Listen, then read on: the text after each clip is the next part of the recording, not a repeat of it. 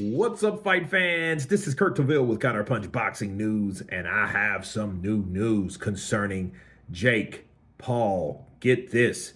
Jake Paul turns down a shot at Daniel Dubois'S IBF heavyweight world title. Okay. Jake Paul has been the beneficiary of some lucrative proposals in the last few days, followed his victory over Mike Tyson, okay? Although the most eye-catching offer was from Daniel Dubois, okay? And Daniel, who is yet to find an opponent for his upcoming fight in Riyadh, yet despite the allure of the opportunity to pull off the upset of the century and win the coveted title, Jake Paul, okay? Well, the problem child comfortably defeated a faded Mike Tyson, and a lot of people watch that, okay?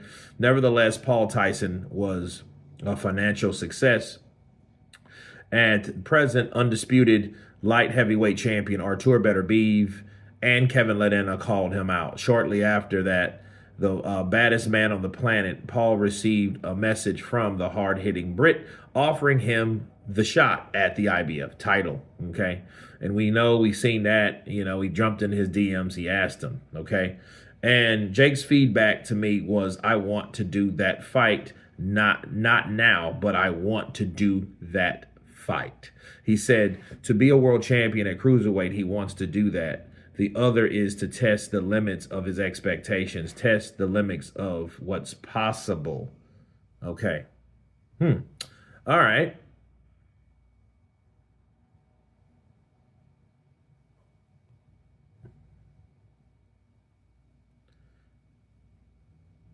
Although comparing less competition Bridgerweight division could provide the 27-year-old with the perfect opportunity to capture the world titles, Dubois' promoter Frank Warren has explained that the opponent will be announced immediately for his Triple D's second title defense and refused to rule out a meeting with Jake Paul down the line. Okay, so Jake said not now, but maybe later, right? And let me counterpunch. You guys surprised? Jake Paul is on top of the world right now. You think he wants to get knocked off the top of the mountain that he created? Do you think he wants to get knocked off of that apparatus? Think about it. I wouldn't. If I made and created something in a platform that I have no fucking business being in, but I've done it, do you think I'm going to be dumb enough to fight someone that could really do some harm to me? That it's not supposed or alleged scripted. It's not what you think. It's none of that type of stuff. You think I'm really going to do that? No, hell no, I'm not going to do that. Down the line, sure, when he's made all the money that he can possibly make for just squeezing blood out of a turnip, and that turnip is called boxing, then maybe. All of the Conor Benns and the Conor McGregors and the Tommy Furies and all those fights that he can make. I think that then he may do that. But then again, he may not, because again, he doesn't have to. See, Jake Paul has came in, made himself too known in the sport, and people are following him because they're following that ching-ching. They're following that money. And Daniel Dubois, no exception. Him, Kevin Ledena, Ryan Garcia, Artur Beterbiev, and some of them are not about the money, but most of them are. They see the money behind it. Like, you know what? With a fight like that, I can get the hell out of Dodge. Give me $10 million.